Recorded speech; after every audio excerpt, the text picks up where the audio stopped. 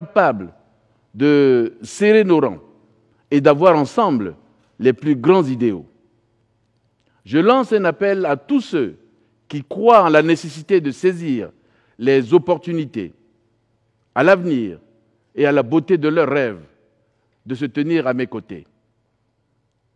Pour un mathématicien, à moins que nous ne parlions de la liste des problèmes du prix du millénaire, il existe des solutions à tous les problèmes. Et je crois avoir trouvé la solution qui changera non seulement la rive centrafricaine, mais aussi de nombreux autres pays qui aspirent aux mêmes rêves. Cette solution, c'est le Bitcoin et la crypto-monnaie. Les problèmes d'infrastructure sont probablement la plus grande épreuve que doivent affronter les pays africains.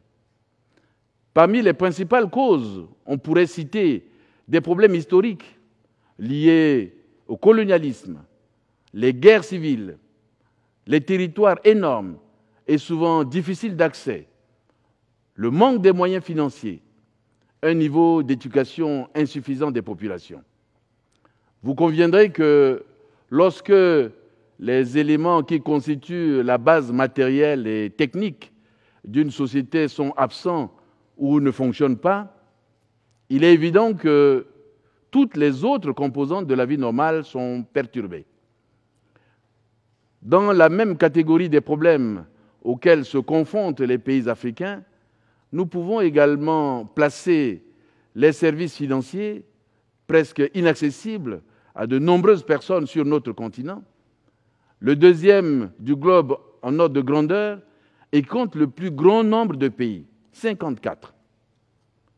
Mais comment se rendre dans une banque, ouvrir un compte ou effectuer des transactions si on ne dispose pas d'un guichet, d'une agence bancaire ou de personnel qualifié pour effectuer les opérations financières?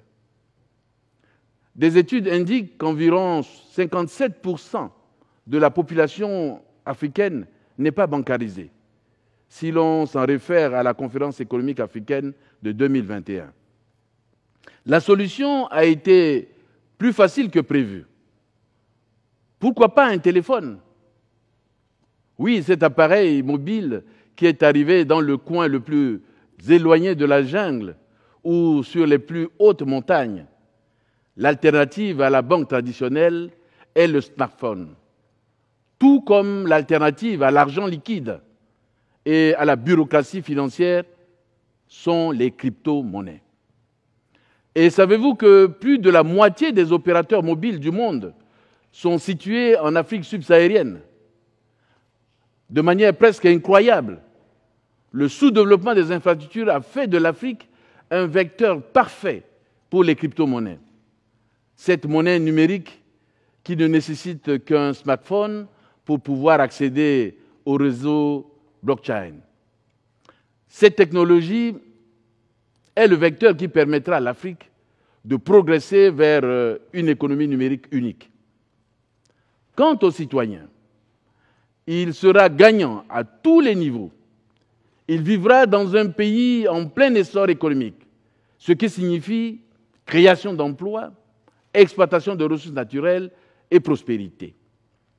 Plus encore, il va bénéficier des avantages propres au monde, des transactions financières virtuelles qui, contrairement aux transactions bancaires classiques, ont en leur faveur la rapidité d'accès, la vitesse d'exécution, le manque de bureaucratie, de frais et des commissions bancaires coûteuses. Pour l'Afrique, il existe déjà une vision, une crypto-monnaie commune et un marché intégré des capitaux qui pourrait stimuler le commerce et soutenir la croissance. La technologie va donner une identité au continent en réduisant les coûts. La vision est parfaite et nous n'avons plus de temps d'attendre qu'elle s'inscrive dans la réalité. Nous avons donc pris notre destin en main. Pour nous, l'économie formelle n'est plus une option.